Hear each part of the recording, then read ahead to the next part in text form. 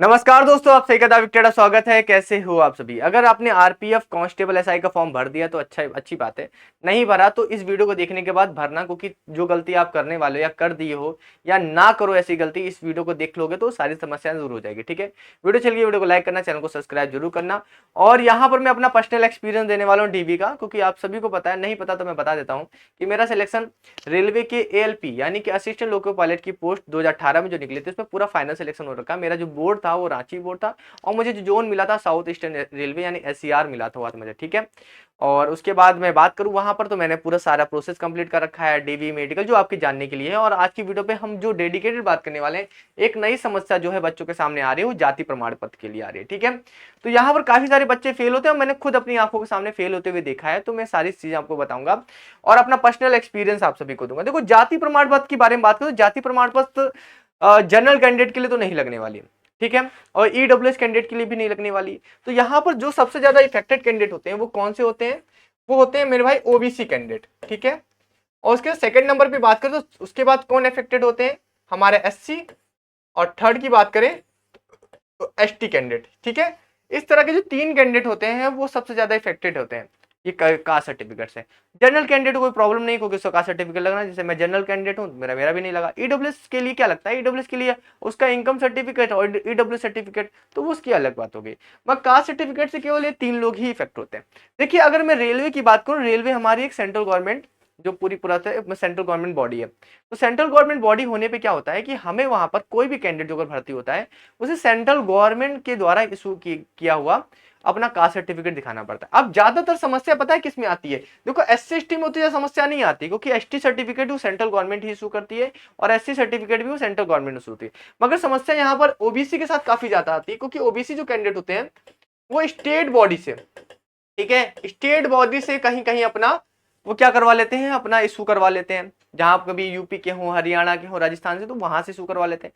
तो ऐसा ना करें, आप अपना जो सर्टिफिकेट हो वो स्टेट बॉडी का ना होके वो एक तरह से आपका सेंट्रल बॉडी से और सेंट्रल से अपना इशू करवाएंगे तो वो ज्यादा वैलिड रहता है। और स्टेट गवर्नमेंट जॉब में वो स्टेट गवर्नमेंट का लगता है, तो ये सेंट्रल बॉडी है, सेंट्रल एग्जाम है, तो यहाँ पर ऐसा होगा। ठीक है, अब एससी एसटी कैटेगरी में क्या होता है कि ये सेंट्रल से इशू तो करवा लेते हैं, मगर हर कोई ऑथराइज नहीं होता इशू करने के लिए।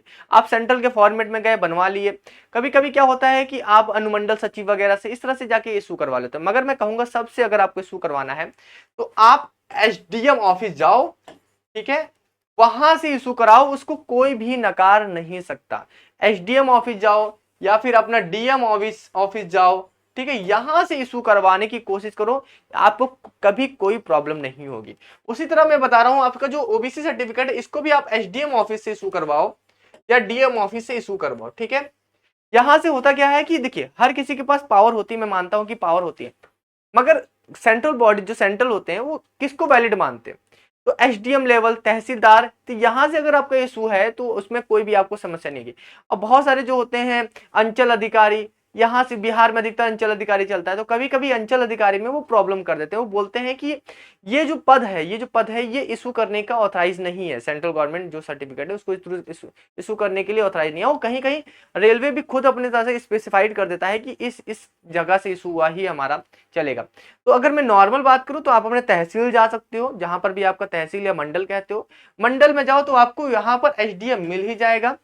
ठीक है, और एसडीएम मिल जाएगा तो वहां पर आप एसडीएम से वहां पे इशू करवा सकते हो। ऑनलाइन भी प्रोसेस चलता है, आप ऑनलाइन भी करवा सकते हो, या फिर आप चाहो तो जो पूरा फॉर्मेट होता है फॉर्मेट पे भी करवा सकते हो।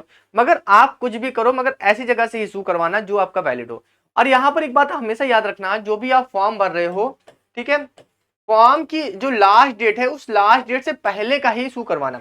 ऐसा ना हो आप फॉर्म भर दिए हो, फॉर्म भरने के बाद आप सोच रहे हो कि नहीं यार मैं बाद में इशू करवा लूंगा, नहीं करना, क्योंकि बाद में फिर वो क्या करेंगे, आपको डीवी में रिजेक्ट कर देंगे। और मैंने ऐसा देखा है, काफी बच्चे ऐसा फेस करते हैं।